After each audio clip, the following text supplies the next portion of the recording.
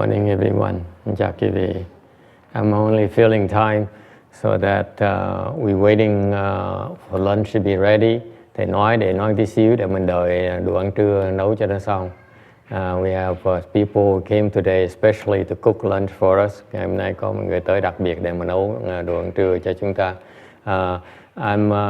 I asked Master Xianchu to come and speak Dharma for you. Thầy nói mời thỉnh thầy hiền trì lên nói pháp cho quý vị nghe. So you should get ready to speak the Dharma. Some announcements, xin thông báo vài chuyện nhỏ nhỏ. First of all, it's Great Compassion Repentance next weekend. Tuần sau là mình tu cái Đại Bi Sám. It's a very important part. Đem ghế tới sư son đi. It's a very important part of the practice. Cái đại thừa chúng ta đó, quý vị muốn tu có sự thăng bằng đó, thì phải biết sám hối. I don't care whatever Dharma door you practice. You need to understand the importance of repentance. That's what the Buddha says. Đức Phật dạy như vậy. Phải biết sám hối. Người mà tu mà khôn ngoan phải biết sám hối. Those who practice, who really have wisdom, who do it right, they understand the importance of the Dharma of repentance. Cái pháp sám hối rất là quan trọng.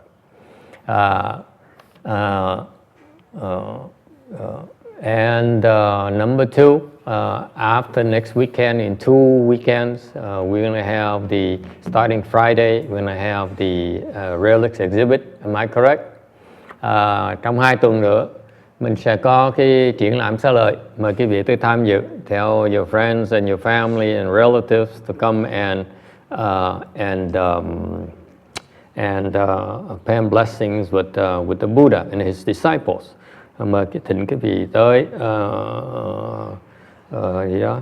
chiêm bái xá lợi, đảnh lễ xá lợi để mà tạo phước với là ngài Thích Ca Mâu Ni Phật và những cái đệ tử hiền thánh nhân của ngài. Okay, it's a very good, and by then we might have some new additions.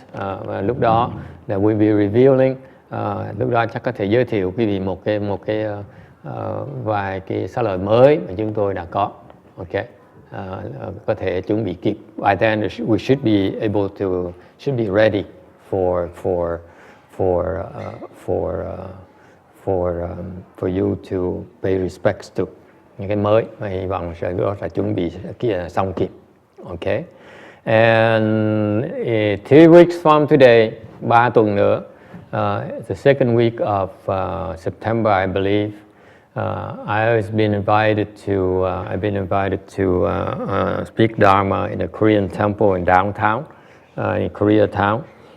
Có thầy được tâm thỉnh tới nói giảng pháp ở cái chùa Đại Hàn ở Koreatown. So on Sunday, so I'll be there. Talking about, they asked me to talk about the Hoa Thổ, about meditation. Họ nghe cái chùa mình là biết thiền, dạy thiền lâu lắm, thành họ muốn thỉnh mình tới để dạy thiền. Họ có so sánh pháp thiền. Người Đà Hàn thì thích tu tham tà đầu. So I probably will speak a little bit about the Chinese meditation and Hoa Thổ and so on.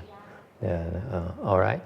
And you can come there or you can stay here and listen to Master Xianchu's lecture. Là sáng đó thầy hiền trì thế mặt sẽ nói pháp cho quý vị nghe ở đây. Or you wish, you can go to the Korean temple, Koreatown, and see how the Koreans practice. Hoặc là quý vị có thể tới cái phố Đà Hàn. All right. Anything else that we need to let people know? Yes, Vicky. Yes, in the afternoon we'll be there. I think they ask us to ask me to start talking about at 11, probably for an hour, and then we head right back. So if I'm a little bit late, you can start, Vicky, by warming up the audience and tell them jokes and tap dancing, whatever, buy some time for me if necessary. Cái bữa đó là 11 giờ Chủ nhật mình nói pháp ở đằng chùa Đại Hàn. Rồi 12 giờ chắc là xong rồi, phải lập đợt về đây là ngay lập tức để mà giảng kinh. Thì nếu thầy có thể trễ một tí, xin lỗi trước cùng quý vị. Alright, anything else? Now the reason that I asked Master Xian Chu to come and speak Dharma for you, lý do mà thầy mời thỉnh thầy hiền trì để nói pháp cho quý vị nghe, is because he finished up his retreat. Thầy đã mới làm xong cái nhập thất. Initially it was for 2 weeks and we extended it to 4 weeks. Lúc đầu thì tính có 2 tuần thôi, bây giờ thành 4 tuần. And I hope he's enlightened by now. Thì hy vọng thì hiền trì đã giác ngộ rồi. And that's why we never know. Mình không biết được. Okay, until you hear them speak the Dharma. Cho tới khi mà ông nói pháp, mình biết là ông giác ngộ chưa giác ngộ được. Okay, this is not the only retreat, is not the only thing. Tại quý vị biết không phải là nhập thất là cái phương pháp duy nhất đâu. I'm looking for another place, đang kiếm một cái chỗ thứ nhì. And I'm looking particularly for a big tree. Thì nhất có thể kiếm cái chỗ mà có cái chỗ đào tràm mà có cây. Okay, in fact, I just saw a tree that's about 700 years old. Thầy thấy một cái cây mà 700 năm rồi. Can you imagine? Quý vị tưởng tượng, just think about it. That we put Master Xian Chu under the tree for 4 weeks, 47 days, 49 days. Chẳng hạn như mình để thầy hiền trì ngồi dưới cái cây cổ thụ đó 47 ngày. Quý vị nghĩ chuyện gì sẽ có thể xảy ra được? Think what the many possibilities could happen. 700 years old. So we get a lot of these big trees and we don't have no buildings whatsoever. Chắc mình chỉ mua đất thôi, mua cây thôi, chứ không có tiền, không còn tiền mua nhà, mua cửa. It's not enough money to pay for, to buy the houses. So we only buy trees and a land. Like a Jetta Grove, giống như cái vườn cái vườn gì đó, cái vườn gì cái là gì? Không phải là quyển. Vườn Kỳ Đà, cấp cô độc. That area when it was given to the Buddha, it's only land and trees, of course covered with gold. Okay, so here you have it. I give you Master Xian Chu, and then đây là thầy hiền trì. Nam mô thập phương thường trụ tam bảo. Kính lại hòa thượng Tiên Hóa. Kính lại thầy trụ trì và kính chào quý thầy quý cô ở đây. Kính chào quý Phật tử. Buddha's 10 directions, Master Xian Hua, Master Venerable Abbot, and the Sanghas and the good no advisors here. Theo lời của thầy trụ trì đây thì tôi xuống nhập thất cách đây 4 tuần. Thì tôi có thầy trụ trì khuyên là đọc kinh Hoa Nghiêm. Thì tôi đọc ra trong có một vài phẩm rất là tương đồng với kinh Bát Nhã Tâm Kinh quyết chúng ta tụng ở đây. Thì tôi cũng hiểu được thêm rất nhiều, nhưng mà bữa nay tôi không có chuẩn bị để nói cái đó. Và thứ hai là thầy trụ trì mới hồi sáng sớm thì cho tôi hay tôi nói chuyện ra, tôi không có chuẩn bị kịp cái gì hết. Okay, so it's my fault. He says that 4 weeks ago he was allowed to enter a retreat, and then he wanted to recite the Leng Yin Hua Yin Jing, the Flower Adornment Sutra. So he discovered a few wonderful things about the Flower Adornment Sutra he really liked.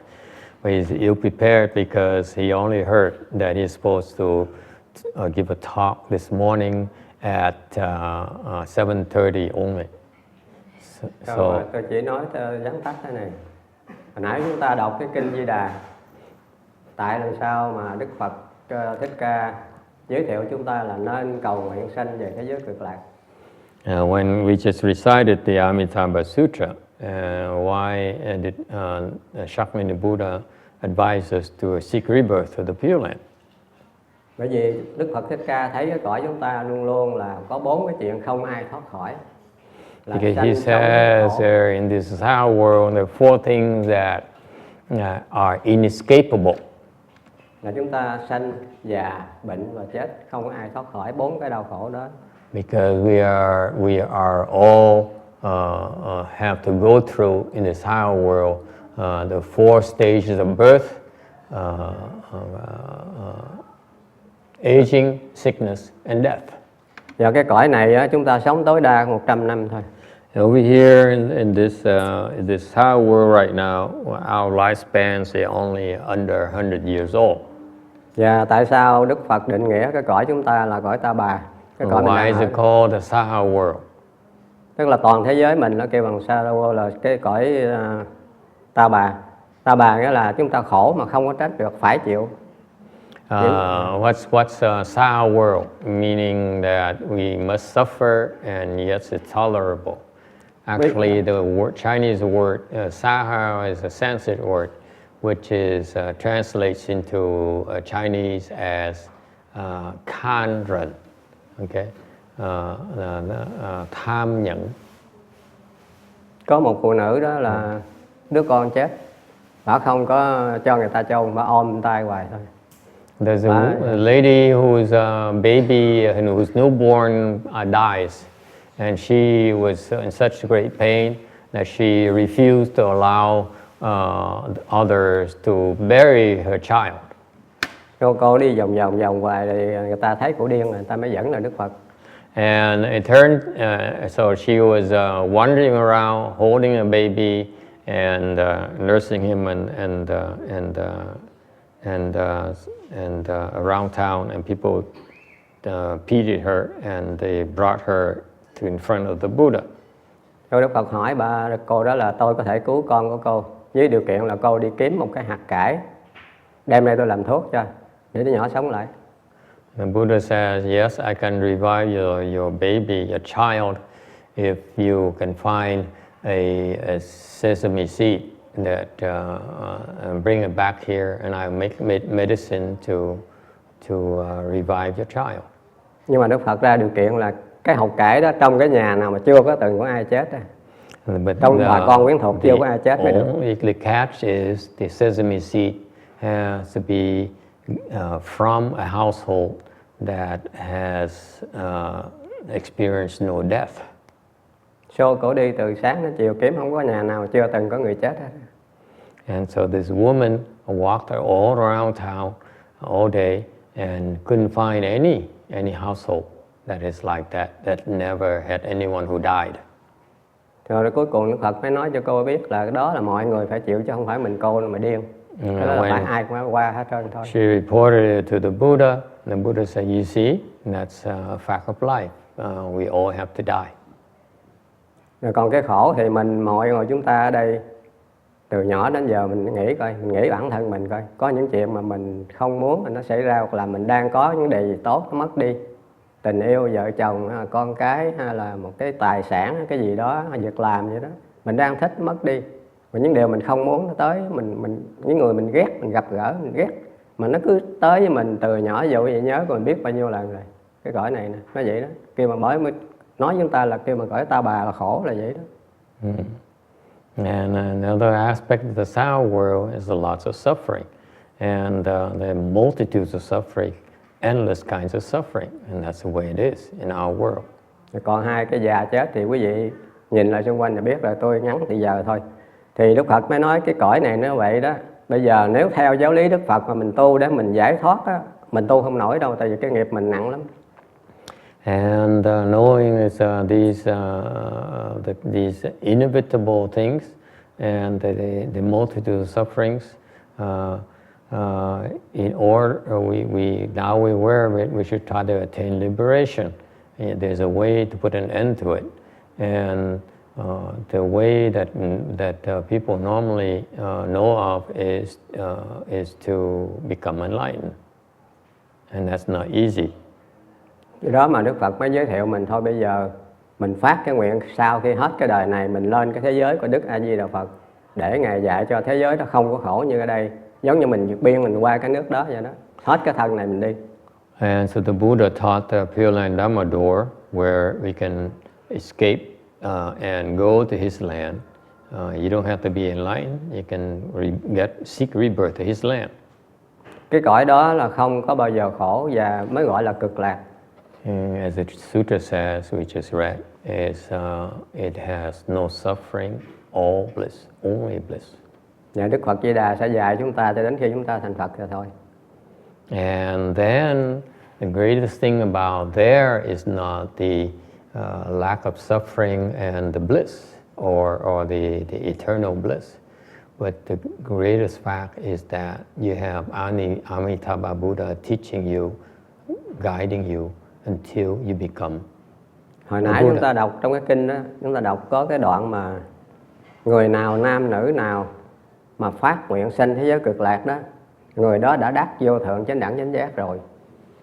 And as the Amitabha Sutra says, if anyone who has good roots, who whether male or female, and made the resolve to become enlightened, he is already a Buddha to be.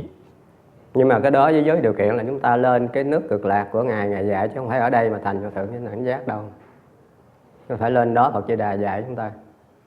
But the better way is to go to Amitabha Pure Land.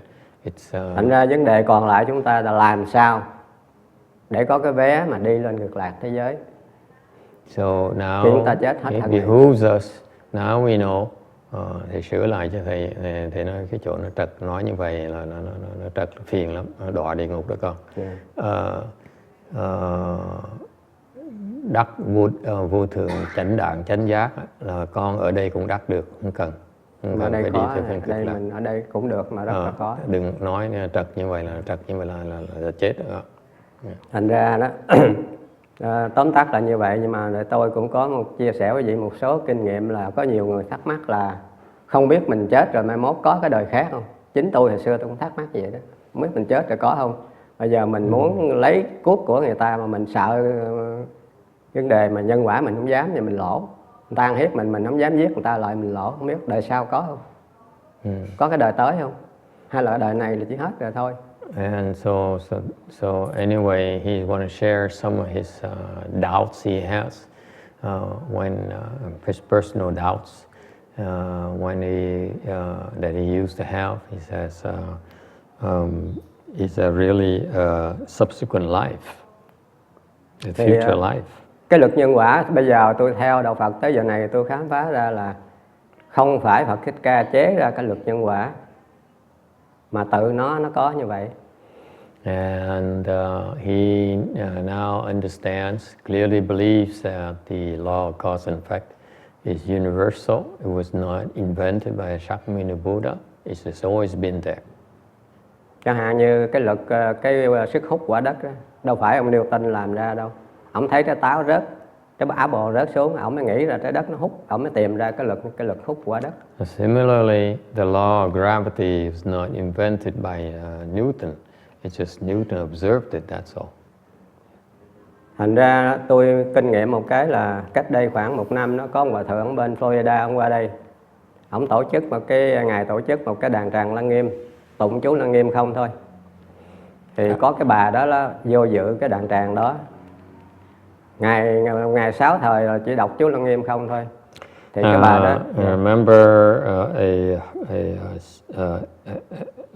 Hersha, a senior monk, elder monk, who came here from Florida to organize a Srangama Dharma assembly, where you recite the Srangama mantra only for 6 days. Mấy ngày?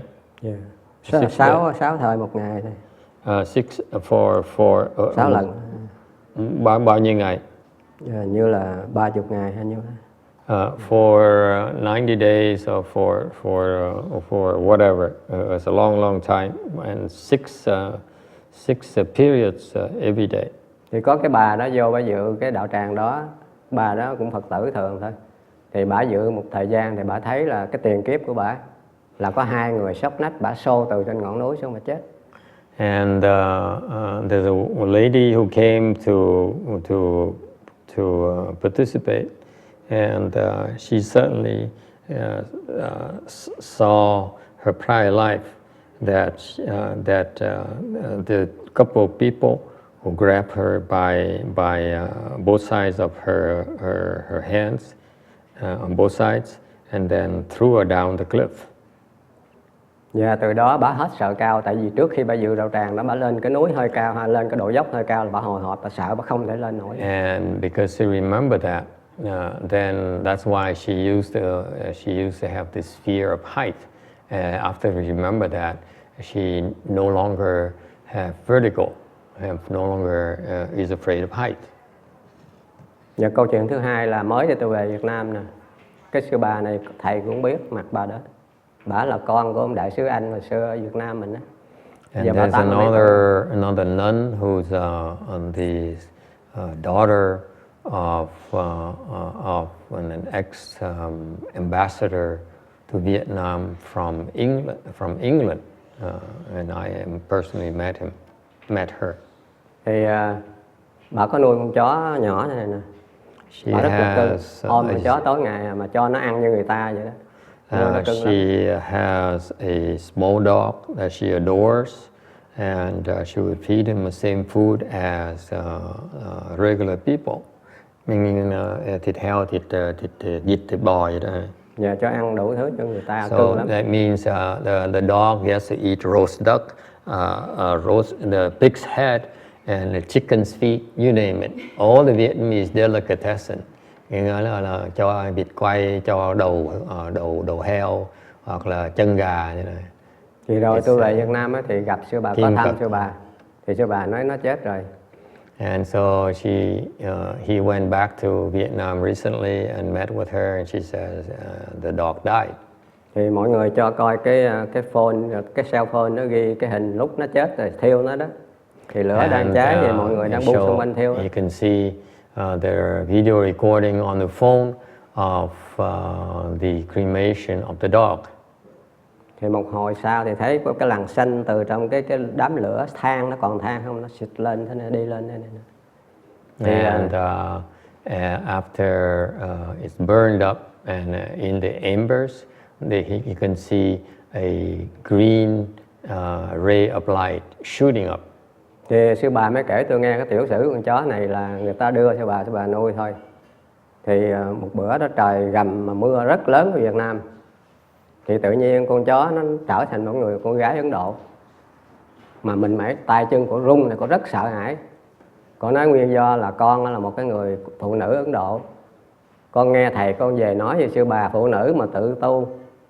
Rồi con thích quá, con nói không biết làm sao gặp sư bà, con cứ nghĩ hoài thôi. Thì bữa đó con đi thì trên xe nó bị lũ lụt bất ngờ. Chiếc xe nó lật rồi nó trôi, cả xe chết hết, con cũng chết luôn. Thì bây giờ không biết làm sao mà con đầu thai là con chó này. Thành ra bây giờ mỗi lần mà trời mưa con chó nó sợ, nó rung lên vậy đó. Sư bà nó không biết tại sao. Và khi mà cái người phụ nữ đó xuất hiện thì bà biết thật ra cái cô đó bên Ấn Độ mà chết mà vì cái nguyện đó, thích đó mà thành con chó này. Nên sư bà rất là cưng, nuôi nó rất là đàng hoàng. And why is she so nice to this dog? Is because one day chuyện xảy ra một ngày, chuyện xảy ra con chó. Dạ. Kể lại thầy quên nè. Tức là con chó là người ta cho sư bà nuôi thấy nó nuôi thôi. Given the dog is given to her by someone and sao nữa? Thì mỗi lần thứ bà thấy mỗi lần trời mưa mà sét đánh lớn chó nó luôn sợ. Whenever it rains and there's thunder, the dog was shaking and very, very terrified. Thì có một bữa khác cũng mưa vậy đó, thì lại nó biến thành một cô gái Ấn Độ, đeo bông đồ nguyên sắc phục Ấn Độ luôn. Cổ mới kể lại lịch cổ là vậy đó. And one day there is a heavy rain and lightning and thunder. She saw the dog turn into an Indian girl, and the Indian girl talked to her and told her that she heard of that nun, and she really admired her, and she wanted to come and learn from her. So she was traveling on a bus or something. Yeah. And they got into a flood, and so the bus was inundated, and everyone died. And she wasn't sure how she became a dog, and that's how she got there. Tôi tin câu chuyện đó là vì người tu không, bây giờ cái giới mà độc nhất của người tu là không được trường nói dối, cho nên tôi tin câu chuyện đó. He believes it because this nun here would not be lying, because that would be not okay for a nun to lie like that. Rồi còn câu chuyện thứ hai, nhiều chuyện nữa trong kinh là chẳng hạn có cái cô đó, cô thương anh chàng đó, nhưng mà ở bên Ấn Độ là nhà rất nghèo, rồi cha mẹ không gả thì hai người trốn đi làm lập tổ uyên ương thì sống. Another story is in India, there's a girl who fell in love with a boy, and the family disapproves of him, and so they eloped. Thì ở nhau một thời gian, sanh ra một đứa con. So they stay together and they have a child. Thì cổ nhớ cha mẹ quá, cổ nói thôi bây giờ đi về chịu tội, chứ bây giờ ở về hoài tôi thương cha mẹ tôi quá. He doesn't remember. According Indian tradition, when you have a child, you're supposed to present the child to the grandparents. That's why she says, let's bring the children back to see the grandparents and ask for forgiveness. Thì trên đường về thăm cha mẹ ở làng quê xa đó, thì gặp nước lụt, cho nên hai vợ chồng với đứa nhỏ mới ngồi trên một cái gò đất cao để mà chờ hết lụt rồi xuống. On the way there was a flood, so the husband and the child climb on top of a moat, a small hill, to wait for the water to recede. Thì đêm đó thì rắn nó bị cũng lụt lên cái gò đất đó, nó cắn chết ông chồng. And fortunately, snakes also climb up the moat to escape the flood, and they bit the husband and killed him. Thì ngày hôm sau nó bớt lụt rồi thì cổ mới ẵm đứa nhỏ đi, thất thểu bỏ ông chồng nó thất thểu ôm đứa nhỏ đi, tiếp tục đi về làng. And next day, as the water receded, she left the husband's body there, and she got her child and left. Và cổ lội qua sông để ẵm đứa nhỏ vậy thì đứa nhỏ nó cũng rớt xuống sông, nó chết luôn. Té As she was making her way through the water,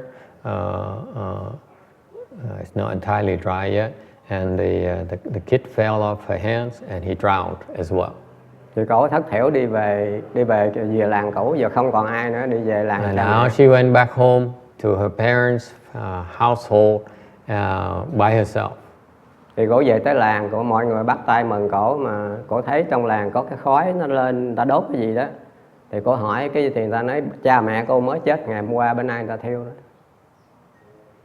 And so she saw that some smoke, so she asked, "What's that?" They said, "Oh, your parents died yesterday, and now they're being cremated."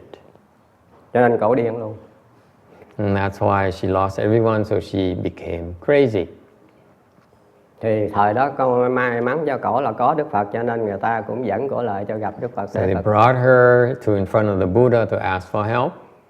Thì Đức Phật mới nói tiền kiếp của cô này nè, tiền kiếp của con á. And Buddha says, in your prior life, là cô là một người vợ nhỏ, người vợ sao trong một gia đình ta you cưới cô are về. a concubine. Tại vì không có con trai cho nên cưới cô về để kiếm đứa con trai nữa, nhưng mà because the main wife didn't give birth to a son, so you were you were brought in to make a son. Tức là Đức Phật kể tiền kiếp của cô đó thì cái người vợ lớn thình lình sanh được đứa con trai. All of a sudden, the big wife was able to give birth to a son. Mà cổ chưa có đứa nào, cổ chưa có bầu. And yet she hasn't been able to get pregnant yet. Cho cổ ganh tị, cổ lén, cổ lấy cây kim, cổ đâm lên cái chỗ đỉnh đứa nhỏ nè, nó chết. So out of jealousy, she took a needle, and on the newborn, she took a needle and punctured the top of his head. That's why she killed him. Sau bên chồng mới nghi cổ thì cổ thề, cổ nói mà cổ không có. Mà người ta quyết cổ là cổ, tại vì cô ganh tị cô làm, nó không, tôi không có làm. Thì người ta nói quá cổ mới thề. And people suspected her to be was her work, but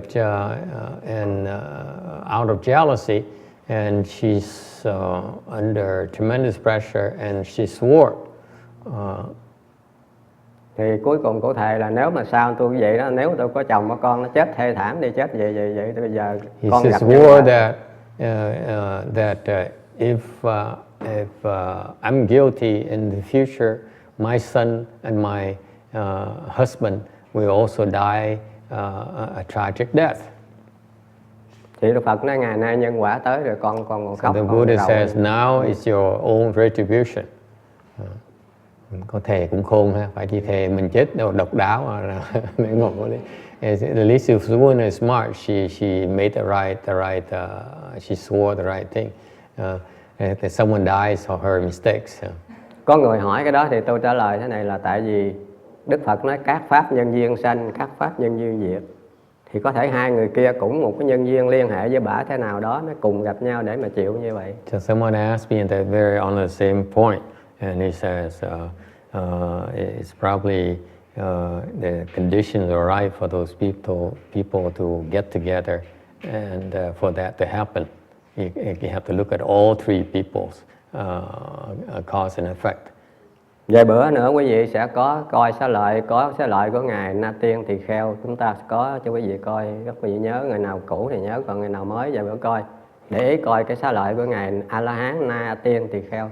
When we have the exhibit in a couple of weeks, there will be a Sharira of Venerable Nagasena. Cái ngày đó là cái bộ kinh mà nổi tiếng mà bên Tích Lan người ta, cái đó coi như là cái kinh mà cả nước Tích Lan người ta rất là tôn trọng cái ngài. He's great at answering questions. He's great at explaining things, and the Hinayana practitioners really revere him. Thì cuốn kinh nó lịch sử như thế này là ngài Na Tiên Tỳ Kheo đó thiền kiếp là một vị tăng. Because in a prior life he was a monk. Thì ông làm việc trong chùa với ông Sa Di. And he was under him there was a novice monk. Thì cái người Sa Di này làm việc rất là tinh tấn, mà bữa đó thì ổng làm không có đúng mà ổng bướng, cho nên ông Na Tiên này, ông Tỳ Kheo này ổng mới bóp tay cái ông Sa Di đó, đánh. The novice is very vigorous, very hard working. But one day he made a mistake, and Nagasena pointed out to him. But the novice is very hard-headed. He disagreed. So Nagasena hit him. Một thời gian sau thì cái người Sa Di này, không phải ngày đó mà thời gian sau này người đó bệnh chết. And then later the novice died. Thì cái ông Tỳ Kheo này ổng biết là cái người Sa Di này chết thì sẽ rất là oán hận cái chuyện này, cho nên ổng tu chứng rồi, cho nên ổng tịch theo để ổng theo ông này để ổng độ ông này. So Nagasena realized that the novice died and holding a grudge against him. So he also died and went after the novice to try to save him. Thì khi mà hai người trở lại thế gian của mình đó, thì mới là xảy ra mọi chuyện, người ta mới ghi lại cái chuyện đó, là gọi là chuyện Na Tiên Tỳ Kheo. Lúc đó ông trở lại thì cũng làm tỳ kheo nữa, tên là Na Tiên. And so that's why when they finally went back to human realm, the monk became Nagasena, and the novice became what? The king. Cái người Sa Di bị trở thành ông vua rất là mạnh, nổi tiếng. King Milinda. Ông Sa Di, the novice become King Milinda, and that's why the king asked Nagasena a lot of questions. Thì ông and the vua này interchange is very, very famous, was collected into a sutra itself. Ông vua này ông rất là thông minh, mà ông rất là không có phục tăng nào. Ông gặp tăng mà không có đúng là ông hành hạ, ông như là ông ngược đãi, mọi người rất sợ gặp ông vua này. Bởi ông quá thông minh mà ông thắc mắc nhiều câu trả lời không được. So King Milinda is very interested in Buddhism. He knows a lot about Buddhism. He loves to go around and question the monks about the Buddhist principles. And those who cannot answer him, he would mistreat them. And that's why they're all scared of him. Thì cái ông tỳ kheo, Na Tiên tỳ kheo này trở thành một người rất là nổi tiếng trong thời đó luôn. And Nagasena is the only one that the senior monks elected to come talk to the king, because the king was really beginning to lose faith in Buddhism. So he started mistreating monks and causing problems to the Buddhist Sangha. So that's why they asked Nagasena, because these monks says only Nagasena is able to satisfy King Milinda. So they sent Nagasena to talk to King Milinda. Và câu chuyện giữa ông vua Mỹ Tiên này với ông tỳ kheo này quý vị nghe cho rõ nè, để giải những cái nghi của mình. Đó cũng là cái nghi của tôi trước khi mà đọc cuốn kinh đó. 3 năm trước tôi không có ai giải, tôi tin hết đó. And if you have the chance, read this, the questions of King Milinda, and that he posed to Nagasena, and he addresses a lot of very interesting doubts that many people have. Ông vua Milinda, ông hỏi ông tỳ kheo thế này: tôi nghe Đức Phật nói khi mà nhân quả tới á, chung dưới biển, hoặc là vô trong lòng đất, hoặc là lên trên trời trốn, đều nhân quả tới không ai tránh khỏi hết, có không? So King Milinda, for example, one of the questions he has is that when your retribution comes, even if you you hide under the deepest ocean or escape to the top of the highest peak of the mountains, or bury yourself under the deep earth, you still cannot avoid the retribution. Bởi vì cái thời đó có 3 anh em họ rất là giỏi thần thông, họ biết tới rồi họ chung cho đó họ trốn, nhưng mà tới giờ 3 người bung đó ra nằm chết trước mặt mọi người đó. Because back then there's 3 brothers who have tremendous spiritual penetrations, and when their retribution came, they each went different ways to the ocean, underground, and to the highest peak, and yet they still died. Thì bằng chứng là cái thời Đức Phật của mình á, là ông Thái tử Tịnh Lô Ly, cái nước cái bên ông qua ông giết hết cả dòng họ Đức Phật hết. Thì that's what happened to Zika. I mean, that's what happened to the Crystal King, who killed the brothers. I mean, the Buddhas. Go away, go buy someone else. Cho nên mà ngài Một Kiền Liên mới bắt một số thân nhân Đức Phật bỏ trong bình bát, dùng thần thông đem lên cõi trời giấu. Rồi sau khi mặt trận yên rồi, Đức Phật biểu ông lên, ông lấy xuống đi, bưng xuống là mình bát máu không, chết hết. So that's why even Mama Galiana would have spent great spiritual powers, cannot save them. Thì ngài Na Tiên xác nhận với ông vua là có nhân quả như vậy đó. Nhưng mà ông vua ông nói, says yes, it's true. Rồi ông vua nói sao tôi đọc các kinh khác tôi thấy Phật nói có nguy hiểm thì có cái chú gì đó đọc nó tiêu tan, niệm này niệm kia thì cái chuyện nó không có bị. So King Milinda said, but somewhere else the Buddha taught that if you are in danger, you can recite this mantra and you will escape danger. Vậy thì ông vua ông nói nếu tôi tin cái kinh đầu á là nhân quả tới thì chết rồi bị, thì cái kinh sau Phật nói là dùng cái mantra cái này thì khỏi, gì tôi tin cái lời nào? Nếu mà vậy là Phật nói dối sao? So King Milinda says, which sutra do I believe? The first one, it says I cannot escape. The karma retribution is fixed. Or the second one says you can recite a mantra and escape. Why the contradiction? Thì ngài Na Tiên mới trả lời thế này nè. Ông có thấy cái người nông dân họ trồng lúa đó đang xanh như vậy đó, cái nó đi chơi, nó đi có chuyện, nó đi khoảng chừng 1 tháng sau nó trở về, đất nó nứt hết mà cái lúa nó chưa có chết mà nứt hết. Thì ông nói ông sợ quá, ông mới bơm nước vô thì cái lúa nó sống lại bình thường, nó phục hồi lại. Có không? Ông vua nói có, tôi thấy cái đó. Chuyện nó có xảy ra. So Nagasena says, you know, you remember there's a rice grower who went away, who traveled for a month and neglected his crop, and to the point where it dried up and the earth cracked.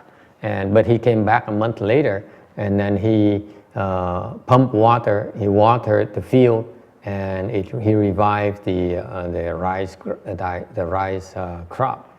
Is it possible? The King Melinda says, yes, it's possible. I saw it happen. Thì ông hỏi cái thí dụ thứ hai, cũng như vậy mà bệ hạ thấy có người nó đi 3 tháng nó về, lúa vàng hết, gục xuống hết rồi nó bơm vô sống không? Ông vô nó không. Bệ hạ có thấy chưa? And then Nagasena says, what if the guy went away for 3 months, he comes back and he watered the field? Would we be able to save the crop? The king says, of course not. Thì ngài nói thêm ấy, đấy, nhân quả khi mà nó chín mùi rồi như vậy, nếu chưa chín mùi thì như vậy nè. Chưa chín mùi như cái đồng lúa xanh hồi nãy bơm nước vô sống, còn nhân quả nó tới rồi, nó quá chín mùi rồi không có ai làm được. And Nagasena explained to the king that exactly that illustrate the point that when the karmic retribution is ripened, you cannot change it. Rồi thí dụ thứ hai ngài hỏi chứ ngài bệ hạ có thấy ai đói đó, nó bất tỉnh nó nằm đó đó, rồi cho nó cháo từ từ nó tỉnh lại rồi nó sống có không? Vô nó có, tôi thấy.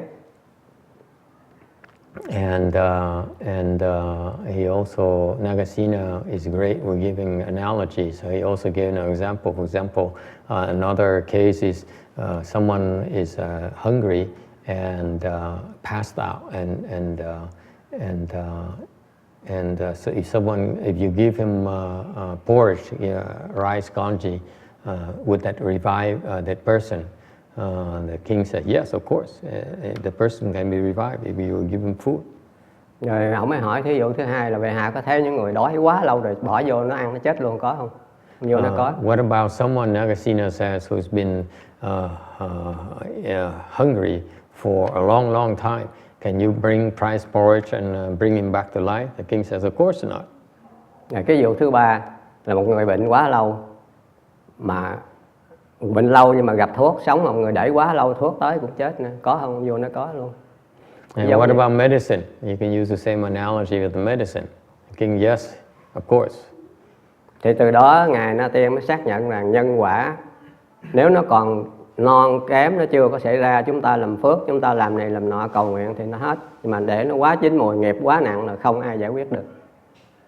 And so Nagasena then concluded for King Melinda, yes, you see, if the retribution is not ripe yet, then you still have a chance to change the retribution. But if it's ripe already, then it cannot be changed. That's not correct. Cái đó không đúng. Tại vì cái đó là cái trí huệ của bên tiểu thừa thôi, họ không hiểu cái chuyện đó. I corrected. I started reading that sutra. The question of King Melinda is very, very famous. The section is very, very good. Có những cái đoạn nó rất là hay. But then when he pushes to this area where he doesn't know, it runs to his limitation. Tới cái phần này là cái phần mà cái hạn chế của sự hiểu biết của cái người A-la-hán. Na Tiên chỉ là người A-la-hán, thành chưa được thấy cái chuyện đó. He's only an arhat. He doesn't understand it. He doesn't have wisdom, the high level of wisdom. He doesn't realize that all karmas can be changed. All karmic retribution can be changed. Ông không biết rằng là tất cả những cái quả báo đều có thể đổi được. Okay. Yeah. Thành ra cái này là bởi vậy. This is why I read a little bit that book and I liked it a lot because he's very eloquent. Cái ông Na Tiên là cái tôi đọc cuốn sách nó rất là hay. Ông nói chuyện thú vị lắm. But when he runs into these deeper levels of concepts, he's strong. Và những cái phần này là ông dạy trật lất hết. Là chỉ nó đúng trong thế giới của A-la-hán, không đúng thế giới của Bồ Tát. It's not true in the Bodhisattva world. Thì câu chuyện bữa nay tôi kể với quý vị đó thì có hai vấn đề là có đời sau và có nhân quả. Chúng ta là chủ nhân quả chúng ta chứ không có trốn tránh được. Cho nên phải mình muốn nhân quả tốt, cái quả tốt thì phải chuẩn bị cái nhân tốt. Mà mình không chuẩn bị thì quả xấu nó tới mình ráng mình chịu chứ không có ai cứu mình hết. Cho nên So he concluded today, he talked about yes, there's a future lives and then there is a cause and effect. Mà thầy nhắc lại cho con đó, là đừng nên đọc mấy cái sách tiểu thừa nữa. Tại nó những cái con mình chưa thấy được cái phân biệt được cái hạn chế của cái hiểu biết của người thầy tiểu thừa, thành không nên đọc sách tiểu thừa nữa. Những tác giả tiểu thừa đừng có đọc nữa. Thấy chưa? Alright. Thành ra quý vị muốn giảng sanh á, thì bây giờ phải chuẩn bị từ bây giờ, làm lành làm phước rồi niệm Phật rồi kiếm thiện tri thức, chứ không thể để trôi mà mình nghĩ hy vọng tôi muốn nguyện giảng sanh mà tôi giảng sanh, không có đâu. Cái nhân nào ra cái đó, mình phải chuẩn bị tích cực từ bây giờ để nếu muốn thoát khỏi cái đau khổ, khỏi ta bà này. Mà cái vô minh nó dẫn mình luôn luôn là đi tầm bậy không, cho nên phải chuẩn bị từ bây giờ. Đó là cái kết luận của tôi ngày hôm nay. It says, if you want to aspire rebirth, in his conclusion, you have to plan to causes for rebirth right now. Don't wait. That's very good. Đó cái ý nghĩa rất là cao siêu. Quý vị mà đợi lúc mà chết mà lo mới lo tới chùa mà tìm cách mà là kêu cầu mấy thầy mấy cô mà làm cách vãng sanh, pháp vãng sanh, nó quá trễ rồi. It's true. Most Buddhists would wait until the end of life to then rush to the temple and ask for help. It's too late. Nó quá trễ. It's a very good point. Very good talk. But I nhắc lại cho con nhớ.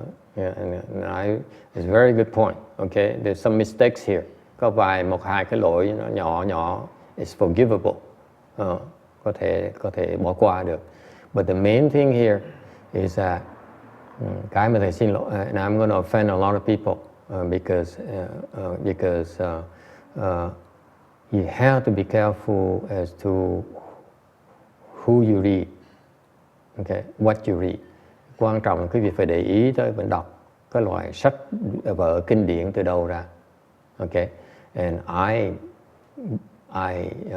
if you read the wrong stuff, nếu quý vị đọc những cái người tác giả mà trình độ thấp đó, là cái đó là rác rưởi trong đầu quý vị. It is garbage in your mind. Okay, even Nagasena is garbage. Okay, if you're not careful. Những cái kiến thức của Na Tiên vẫn còn sai lầm, phải bỏ cái đó luôn này, dễ sợ không? Meaning that if you want to practice Mahayana to a higher level, nói cách khác, nếu như quý vị muốn tu đại thừa cho tới trình độ cao đó, you have to purge all this arhat level of knowledge. Quý vị phải vứt thùng rác hết những cái người thầy mà trình độ mới là A La Hán, mới là thanh văn thôi. Không được học những cái đồ đó. You should not learn these things. Dump it, purge it, throw the garbage. No other way to put it. I had to do it myself. Cá nhân thầy phải làm như vậy rồi. When you reach a certain level, it becomes poison to you. You have to throw it out. Okay? Yeah. Tại vì nó sai lầm như sợ. Khi mà nói cái chuyện mà nhân quả, cái người A-la-hán chưa đủ cái trí huệ để mà thấy được cái nhân quả. The proof is that the arhats can see only up to 80,000 great kalpas of cause and effect. No more than that. Cái người A-la-hán chỉ thấy được 8 vạn kiếp, đại kiếp của nhân quả thôi. Ngoài nó xa hơn 8 vạn đại kiếp, họ thấy không được, thành họ giảng tầm bậy. Khi mà nói nhân quả họ không hiểu được. And that's why, because of the limited vision, they cannot explain. They explain things as wrong because they cannot see beyond the 80,000 great kalpas. Hiểu chưa? Yeah. Be very careful. Tu mà quý vị mà lúc mà tới cái trình độ nào mà quý vị lộn xộn thì quý vị sẽ đi lạc đường. You will be stuck if you're not careful. Thành ra nhiều khi thầy phải biểu học trò lên nói pháp để mà thầy sửa lưng cho họ để cho họ thấy cái chỗ sai lầm của họ. So every now and then I ask my disciples to come up and speak Dharma to correct their erroneous views. All right? Yeah. Okay, thank you. Yeah. Chào. Good talk.